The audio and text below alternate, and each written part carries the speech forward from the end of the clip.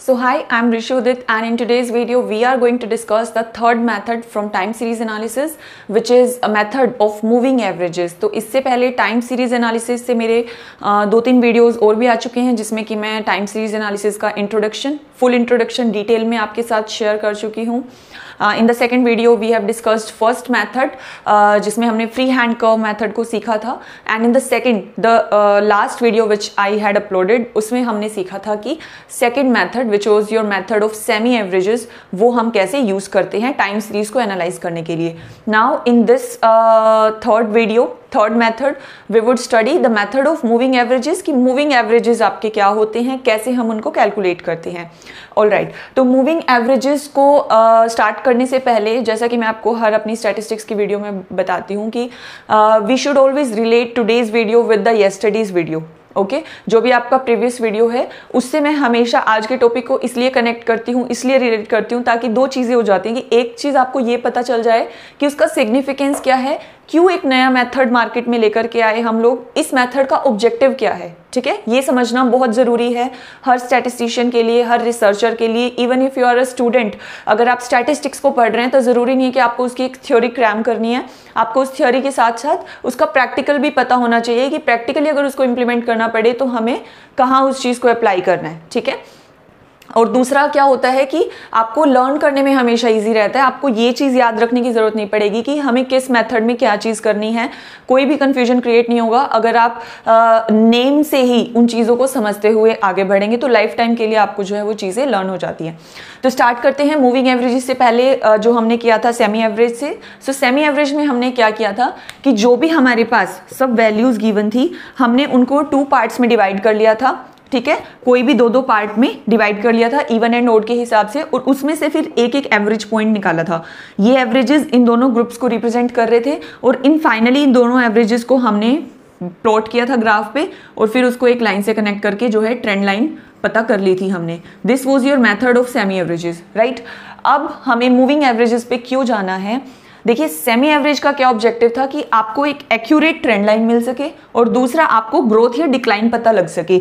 ये अगर ऐसे जा रहा है तो इसका मतलब क्या है, आपका ग्रोथ है. अगर आपकी लाइन कुछ इस तरीके से आ रही होती है तो इसका मतलब क्या है, आपकी स्टडी में डिक्लाइन है, आपका वेरिएबल जो है वो विद टाइम डिक्लाइन कर रहा है. ठीक है, तो ये ओवरऑल ग्रोथ या ओवरऑल डिक्लाइन तो आपका बता देता है सेमी एवरेज. बट अगर हमारी स्टडी में, अगर हमारी साइकिल में, अगर हमारे ग्राफ में कुछ इस टाइप के ओसिलेशंस बन रहे हैं, ये कर्व्स अगर बन रहे हैं, तो इनको स्टडी करना और भी ज़्यादा इंपॉर्टेंट हो जाता है और भी ज़्यादा कॉम्प्लेक्स हो जाता है. ठीक है, जिसके लिए हम कौन सा मेथड लेके आए, method of moving averages. Okay, method of moving averages. Now what is the meaning of moving averages? आइए सीखते हैं. देखिए, जो ये आपके फ्लक्चुएशंस हैं, ये आपके क्या है, साइक्लिकल मूवमेंट्स, राइट. ये आपके क्या है, साइक्लिकल मूवमेंट्स. अगर आप मेरे साथ चैप्टर वाइज चल रहे हैं स्टैटिस्टिक्स सिंप्लीफाइड सीरीज में, तो आपने मेरी इंट्रोडक्शन की वीडियो में देखा होगा कि साइक्लिकल मूवमेंट्स मैंने आपको क्या बताया था. सो बिजनेस साइकिल्स की हम यहाँ पर बात कर रहे हैं. बिजनेस साइकिल आपके कैरेक्टराइज्ड होते हैं boom and recession and depression से, राइट. जो भी आपका मार्केट में कुछ भी whatever factors are going on, उनकी वजह से जो भी आपके बिजनेस में डिप्रेशन आ जाता है, रिसेशन आ जाता है, उसकी वजह से बिजनेस एकदम से डाउन चला जाता है. ठीक है, बिजनेस क्या चला जाता है, डाउन. पहले बिजनेस ने स्टार्ट किया, ग्रो किया, प्रोस्पेरिटी पर वो गया, उसके बाद वो बूम पे आ गया, डिप्रेशन में आया, और उसके बाद वो फिर से अगेन बूम पे चला गया. तो ये जो बिजनेस साइकिल्स हैं, ये मोर देन 1 ईयर मैंने आपको बताया था, ये over a longer period of time जो है वो साइकिल्स हैपन होती हैं. ठीक है, एक ही साल में ऐसा नहीं होता कि एक बिजनेस बहुत ज्यादा पीक पर जा रहा है और फिर वो एकदम से डाउन आ रहा है, वो फिर से पीक पे जा रहा है. नो, मंथली ये चीजें नहीं होती, ये चीजें over a period of time होती हैं. तो वो आपका कुछ ऐसा भी हो सकता है कि सपोज 2015 से चल के और फिर एक बिजनेस 16, 17, 18 4 सालों में उसने एक पूरा साइकिल कंप्लीट कर लिया, ऊपर गया और नीचे आ गया. उसके बाद वो फिर से एक नेक्स्ट साइकिल उसने छोटी बनाई थोड़ी, फिर एक लंबी साइकिल बनाई. तो इसमें इसके फिर से 19, 20, 21 3 साल लग गए. फिर इसने किया तो 22, 23, 24 और 25 4 साल उसको फिर एक साइकिल कंप्लीट करने में लग गए. तो अगर आप इनको देखें तो 4 साल उसको यहाँ एक साइकिल में लगे, 3 साल उसको एक साइकिल में लगे, और 4 साल फिर से तीसरी साइकिल में लगे. ठीक है, देखिए मैं आपको कॉन्सेप्ट समझा रही हूँ, ये समझना बहुत ज़्यादा ज़रूरी है. क्वेश्चन आपका बिल्कुल चुटकी में हो जाएगा, कुछ भी नहीं है न्यूमेरिकल में. Theory, as I always emphasise, theory is the most important part. You should always understand the theory first. ठीक है, क्रैम नहीं करना है चीज़ों को हमने. बहुत ईजी है, ध्यान से देखिए। बिजनेस ने क्या किया, डिफरेंट साइकिल्स, उसकी साइक्लिकल फ्लक्चुएशंस, साइक्लिकल मूवमेंट्स यहाँ पर चल रही हैं और वो कितने कितने ईयर्स में कंप्लीट हो रही है वो आपने देखना है। तो 4 साल में उसने एक साइकिल कंप्लीट किया, 3 साल में किया, 4 साल में किया।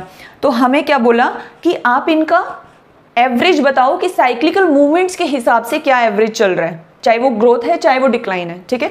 तो वो अब हम कैसे निकालेंगे उसको समझने की कोशिश कीजिए। अब हमने यहाँ देखा कि ऑलमोस्ट 4 ईयर्स की एक साइकिल बन रही है, ठीक है। अगर 2 बार 4 है, 1 बार 3 है, तो हम ये कह सकते हैं कि ऑलमोस्ट 4 साल लगते हैं इस बिजनेस को अपनी साइकिल कंप्लीट करने में। तो हम क्या लेंगे, 4 ईयरली मूविंग एवरेज। हम क्या लेंगे, 4 ईयरली मूविंग एवरेज। अब 4 ईयरली मूविंग एवरेज का मतलब क्या है कि एक एक साइकिल का एक एक एवरेज ले लो। इस 3 साइकिल का 3 साल का एक एवरेज ले लो, फिर 3 साल का, फिर 3 साल का। इस टाइप से जो हमने एक साइकिल बनाई है, एक एक साइकिल का एक एक एवरेज आ जाएगा। और अब हम उन एवरेजेस को, इन पॉइंट्स को प्लॉट करेंगे ग्राफ पे और फिर हम देखेंगे कि ग्रोथ आ रही है या डिक्लाइन आ रही है, ठीक है।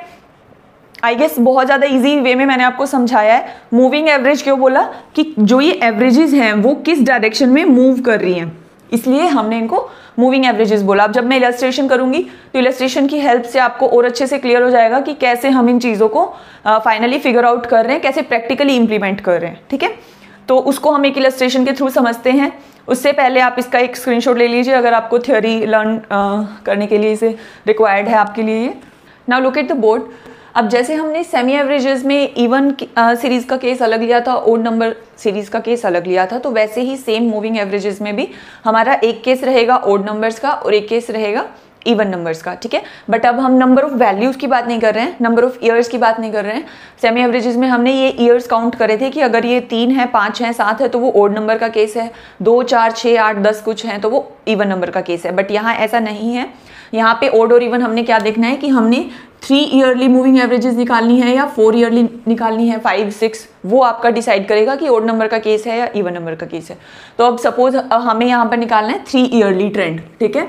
हमें गिवन है कि जो बिजनेस का पीरियड साइकिल पीरियड है, साइक्लिकल फ्लक्चुएशन है वो 3 ईयर्स की है ऑलमोस्ट। तो 3 ईयरली मूविंग एवरेज जो है वो हमने कैलकुलेट करना है, ठीक है। तो 3 है, 3 ईयरली, 5 ईयरली, 7 ईयरली, सब किसके केस हैं, ओड नंबर के।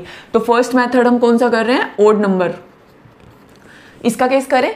तो अब देखिए हमें निकालना है 3 ईयरली मूविंग एवरेज। बहुत सिंपल है, कैसे निकालेंगे। अब 3 ईयरली मूविंग का क्या मतलब है कि 3 दिन की हमने साइकिल बनानी है। तो एक साइकिल सपोज हमने फर्स्ट 3 ईयर्स की बना ली, 3 सालों में एक साइकिल कंप्लीट हो रही है। अब नेक्स्ट आप कहेंगे कि नेक्स्ट 3 ईयर्स की एक साइकिल बना लो, नो। अब यहाँ जो है वो पॉइंट नोट करने का है, समझने का है। देखिए हमें क्या करना है कि 3 ईयरली जो एवरेजेस आ रही है वो कैसे मूव कर रही हैं। तो वो इस पूरे 3 पे कैसे मूव कर रही है वो नहीं देखना हमने देखना है कि पहले 3 साल में और फिर अगले 3 साल में और फिर अगले 3 साल में, ठीक है। फिर से करते हैं, पहले 3 साल में, अगले 3 साल में और फिर अगले 3 साल में। ये तीनों हर एक साल के बाद अगले 3 साल में, कोई भी ईयर हमने स्किप नहीं करना, सिर्फ नेक्स्ट 3 के ग्रुप्स बनाते जाने और उनकी एवरेज जो है हम लेते जाएंगे, ठीक है। सिंपल है, फटाफट से करते हैं। हमने 3 ईयर्स के ग्रुप बनाने और फिर उनके क्या ले लेने हैं, एवरेजेस। क्लियर है। सबसे पहले हम टोटल्स ले लें, एवरेज बाद में ले सकते हैं। Average age you all know is very simple. Average हम कैसे कैलकुलेट करते हैं, जितनी भी वैल्यूज आपको गिवन है, जैसे कि अगर 3 सालों का 15, 21 और 30, इन 3 सालों का एवरेज अगर हमने निकालना है तो तीनों को ऐड करो, तीनों का समेशन लो, डिवाइड कर दो 3 से, जितनी भी टोटल नंबर ऑफ वैल्यूज है उनसे डिवाइड कर दो, आपका एवरेज निकल करके आ जाएगा। तो सबसे पहले हम ले रहे हैं 3 ईयरली टोटल्स। ओके, क्या हेडिंग डालेंगे हम, 3 ईयरली टोटल्स, 3 सालों का टोटल हम सबसे पहले ले रहे हैं। तो 15 + 21 + 30 टोटल करेंगे और कहाँ लिखेंगे, इसके बिल्कुल मिड में, ठीक है। यहाँ मिड कौन सी वैल्यू है, 21, तो इसके सामने हम इसका टोटल लिख देंगे। कितना हो जाएगा, 6 और 6। Okay, this is 66।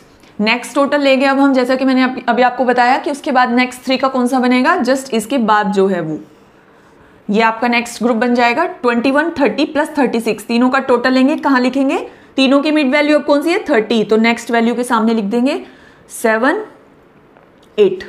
नेक्स्ट अब हम कौन सा लेंगे, नेक्स्ट 3 ईयर्स का जो भी ग्रुप बन रहा है विच इज 30 + 36 + 42, राइट।